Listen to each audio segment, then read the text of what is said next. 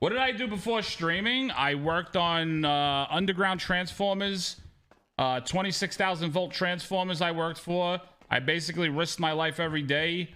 I was miserable at my job, and I ended up getting fired for helping somebody for lying for them. So I lied for somebody that asked me to lie for them because they were actually going to get fired. I went through with it completely. And when it came to the investigation, I stood by my word for that person, and he actually flipped on me to keep his own job after I'm the one that backed him to keep his job because he asked me to lie for him. Yep. So that was, yep, that's how it all happened, man. I worked a job for, I was doing the same job for almost 14 years. I did it like right basically out of high school.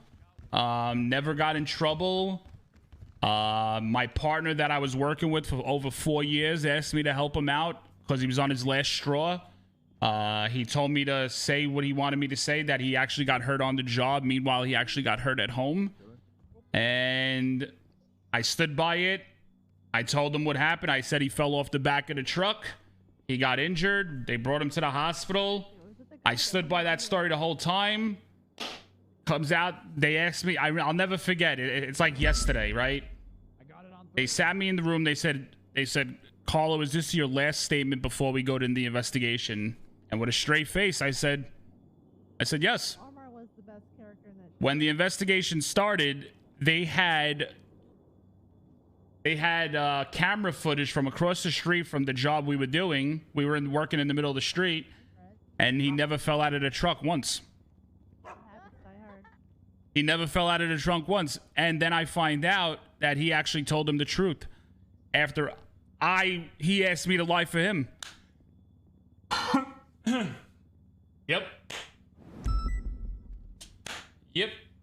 And I always talk about it. I was at the lowest point of my life, man. And that's why people are like, oh, why do you get like so emotional? And why do you get so upset? And why do you care so much about your community? Because in all reality, you guys basically saved my life, right? If it wasn't for you guys, I don't think I would be here. And, as much as you guys always say like, oh, we need you. No, I needed you guys when I needed you guys, because the OGs remember when I was actually trying to stream and it wasn't working out. I came on stream one day and I was hysterical crying, and I said I can't do this anymore. But I kept positive. You know what I'm saying? I kept positive. I kept going. I was being strong. And when they always say there's a light at the end of the tunnel, man, and everything happens for a reason.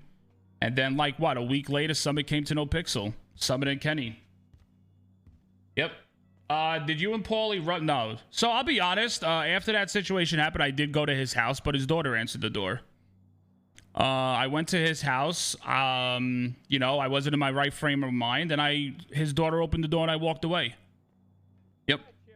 You guys, like, it's crazy to say how like you guys like saved me. You guys also, your words don't really mean much because you actually you guys legitimately saved me, man. Congratulations. And that's why I'm always like grateful for what I have.